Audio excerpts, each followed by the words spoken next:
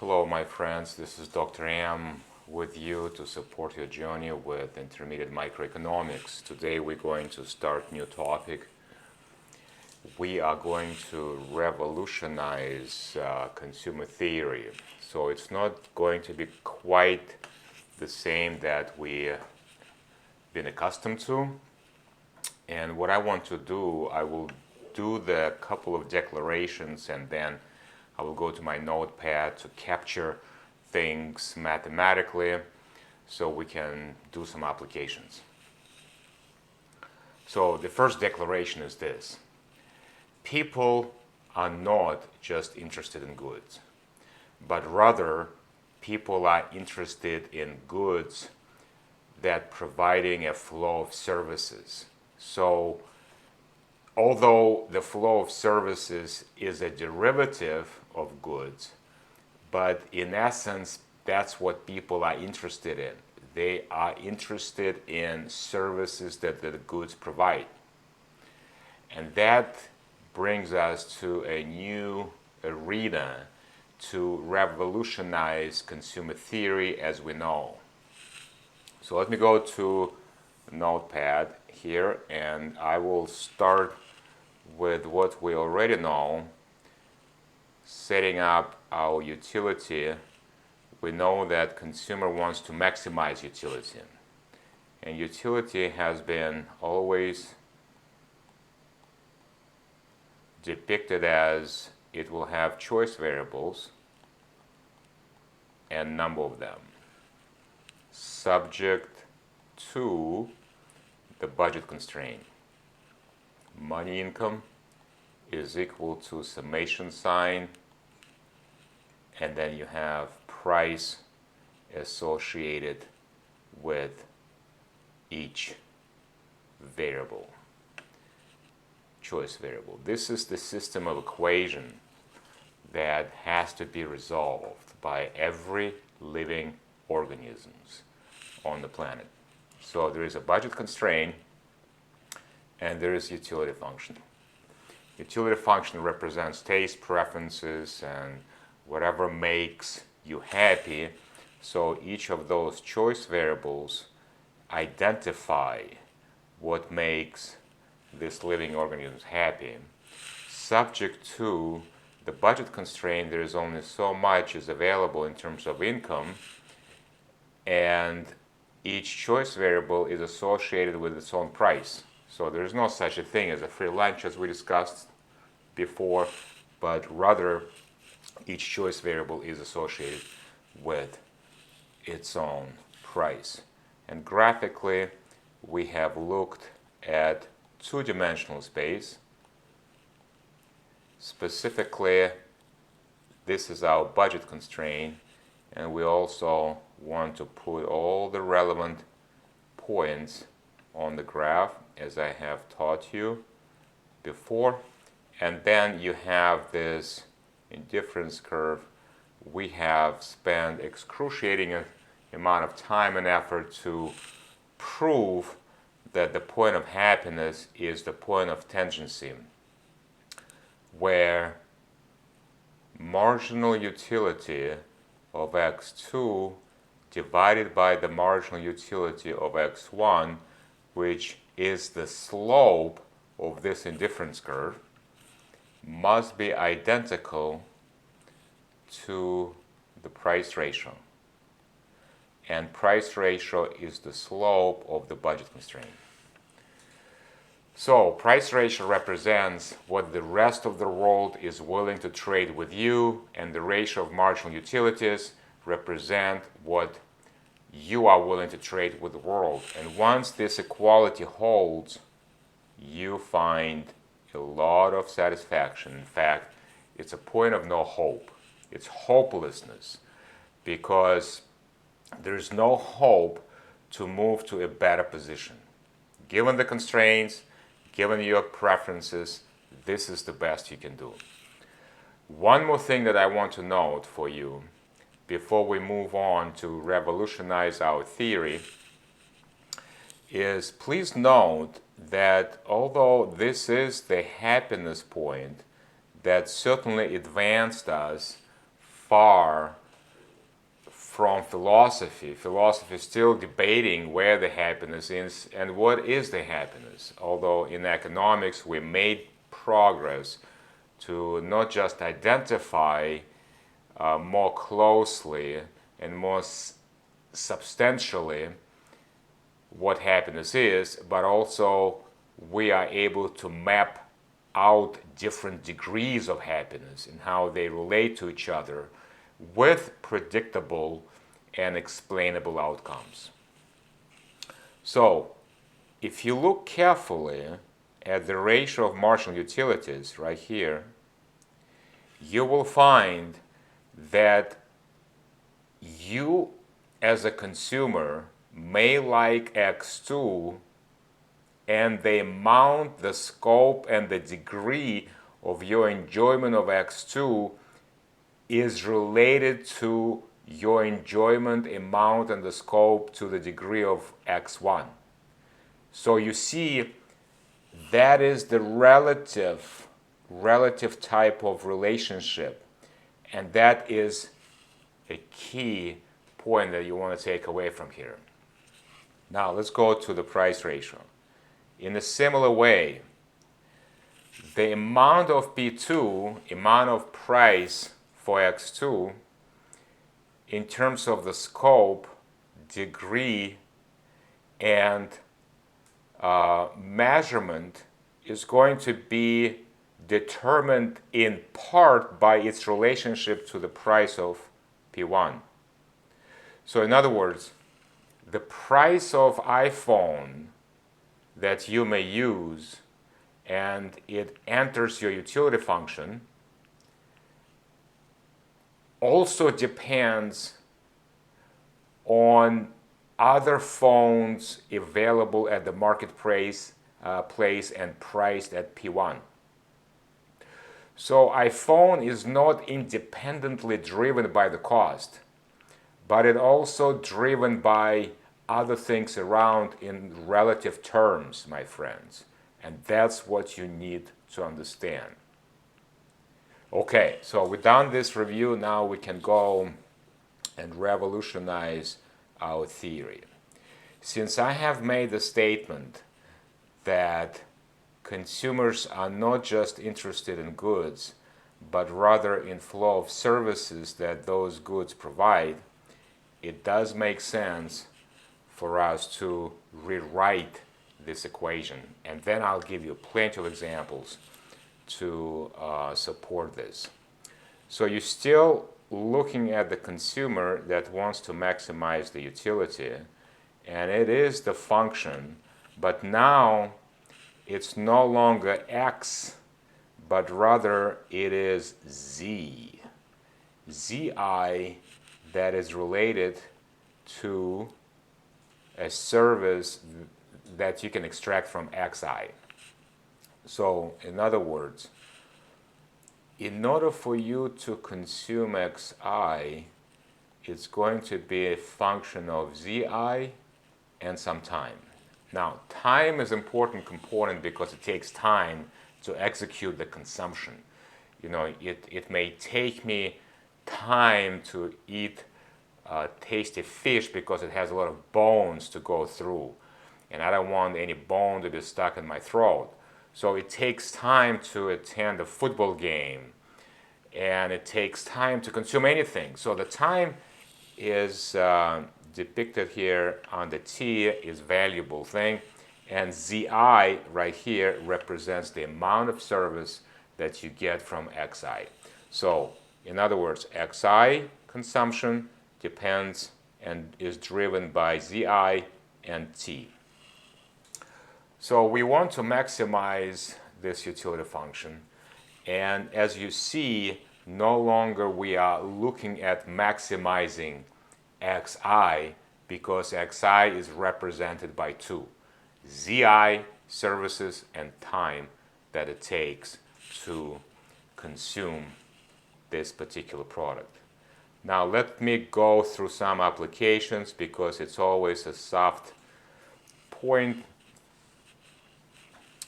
And I'm going to go back to the slide. Now you see this slide is becoming much more clear. So let me do some examples. Let's say I'm approaching lunchtime and I'm going to buy a sandwich. Do I really want the sandwich? According to this theory, no. I want the service that the sandwich provides. And the service of the sandwich is to avoid hunger, to bring the nutritional value to my trillions of cells in my body. So, sandwich per se is a nuisance because when I go to get sandwich, I need to have the money, I need to make effort and spend time to go and buy it.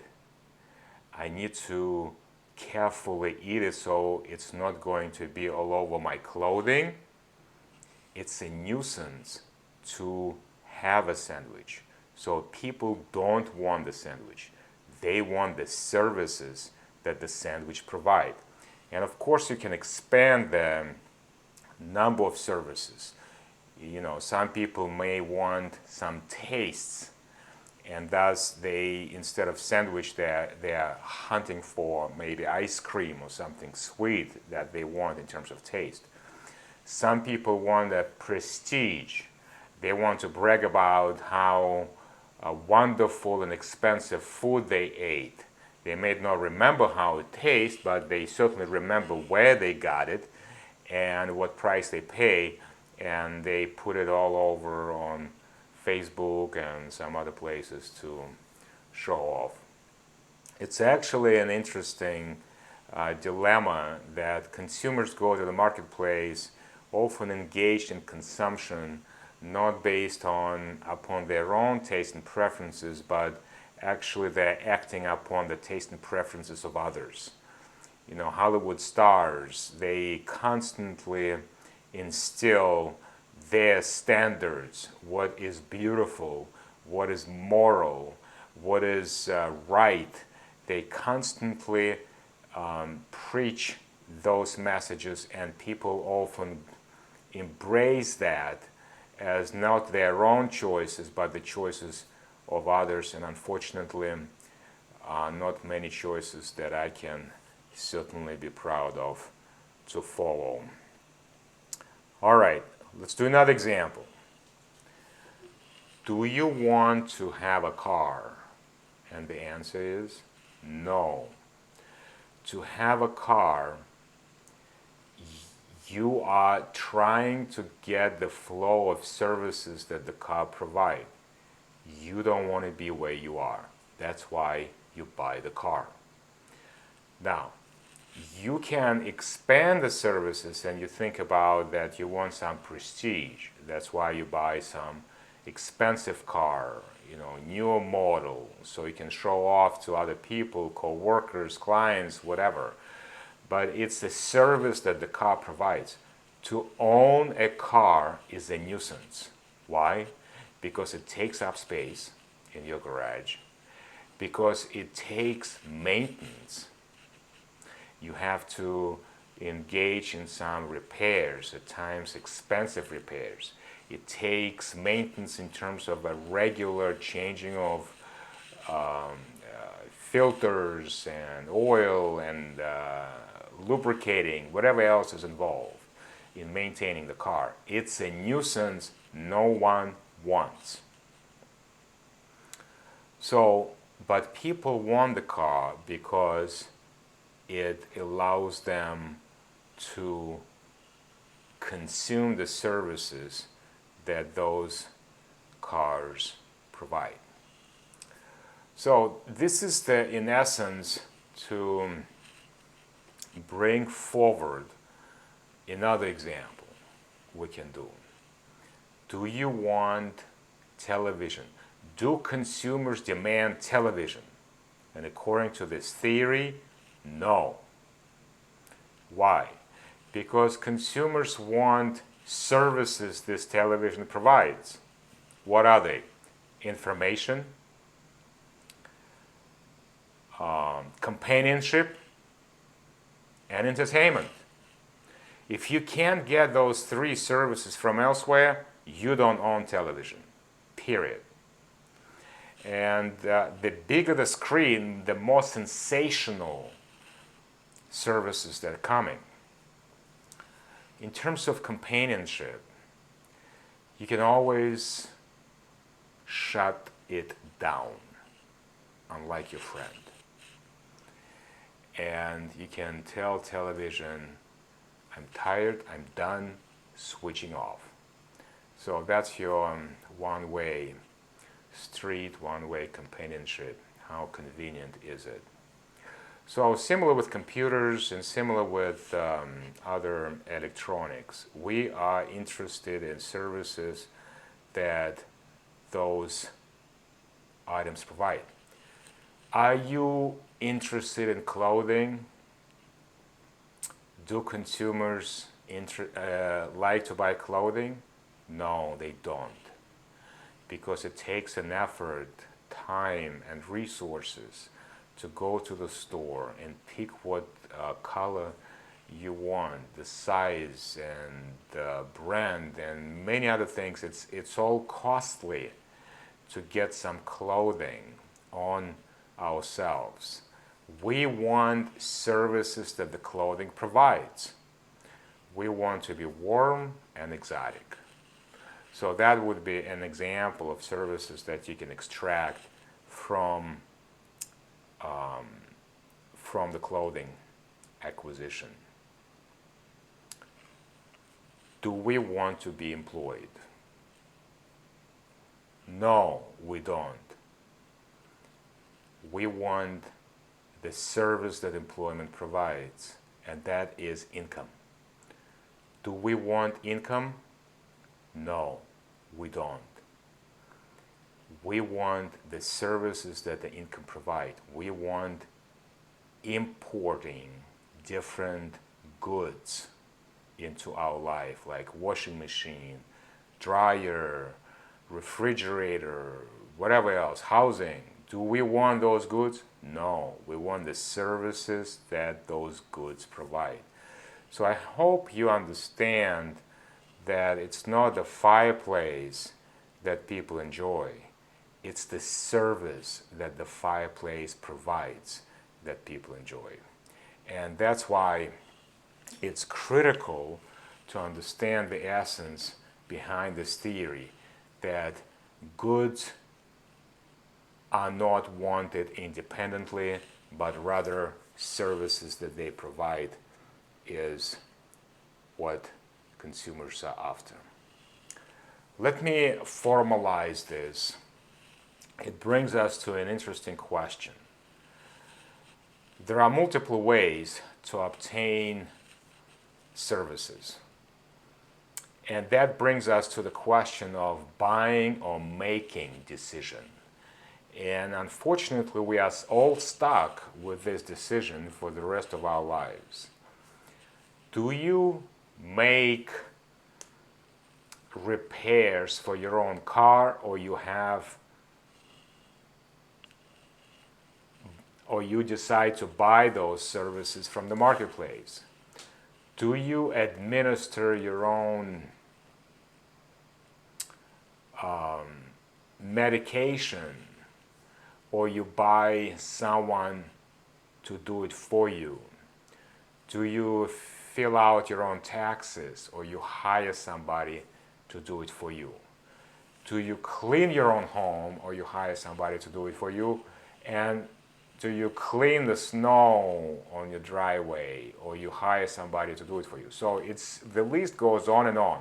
And that's a struggle in terms of what people do and why they do it.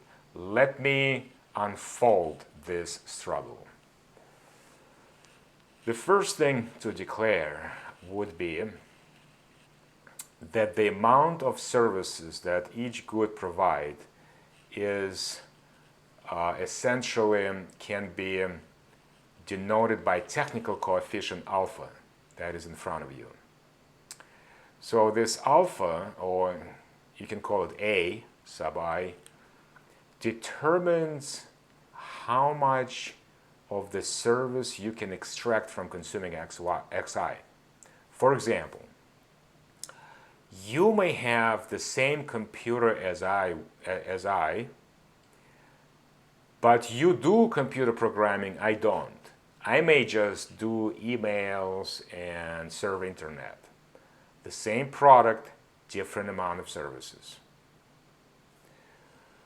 Now, given this type of dilemma, we are looking at another coefficient, beta, or b sub I.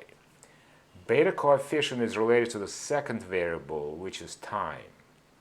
How much time it takes for me to extract the services from consumption of xi. That's what beta coefficient measures. In particular, it takes forever for me to cook dinner, but for my friend John, it takes only 30 minutes. So you see that my coefficient is going to be very different in terms of timing, how much time it takes to extract the service from xi. I must admit, and I have already done that implicitly, that coefficients alpha and beta vary across individuals. So let me stop here this video and we'll come back to finish this discussion. Thank you, my friends.